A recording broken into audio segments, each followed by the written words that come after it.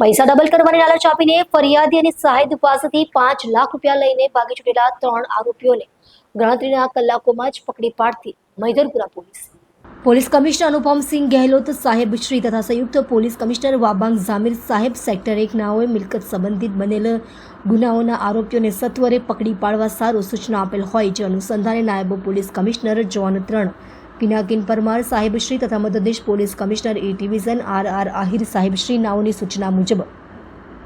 Police inspector Shri H M. Chauhan તથા second police inspector U J. Joshi સાહેબશ્રીના માર્ગદર્શન મુજબ surveillance police sub inspector H R. Chaudhary નાઓની રાહબરી હેઠળ સર્વેલન્સ સ્ટાફના પોલીસ માણસો દ્વારા આજથી 1.5 મહિના પહેલા આરોપી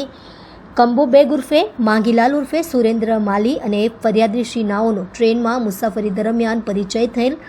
જે દરમિયાન બંને એકબીજાના ફોન નંબરોની આપ-લે કરી એકબીજાની સાથે ફોનથી સંપર્કમાં રહેલ. તે દરમિયાન આરોપી કંબુ બેગ ઉર્ફે માંગીલાલ ઉર્ફ સુરેન્દ્ર માલીએ ફોન દ્વારા ફરિયાદીને આજથી 1 મહિના પહેલા સુરત રેલવે સ્ટેશન ખાતે મળી આરોપી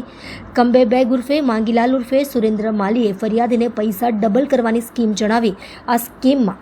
10 લાખ રૂપિયાનું રોકાણ કરવાનું જણાવીને ફરિયાદીને પૈસાની વ્યવસ્થા કરવાનું જણાવી રેગ્યુલર ફરિયાદીશ્રી સાથે ફોનથી સંપર્કમાં રહેલ અને ફરિયાદીશ્રી પાસે પૈસાની વ્યવસ્થા કરાવડાવીને ગત તારીખ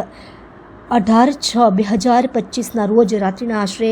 9 વાગ્યાની આસપાસ ફરિયાદીશ્રી તેમજ સાહેદને આરોપીઓએ પૈસા ડબલ કરવાની લાલચ આપી ₹5 લાખ સાથે હોટલ સ્કાય લોન ખાતે બોલાવેલ. આ કેસમાં જે 1.5 મહિના પહેલા ફરિયાદી અને આરોપી બંને ટ્રેનમાં ભેગા થયેલા હતા ત્યારે આરોપી દ્વારા ફરિયાદીને પૈસા ડબલ કરવાની ટ્રીક બતાવી હતી, જેમાં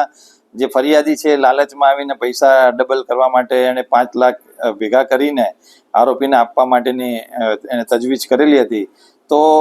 સુરત શહેર પોલીસ તરફથી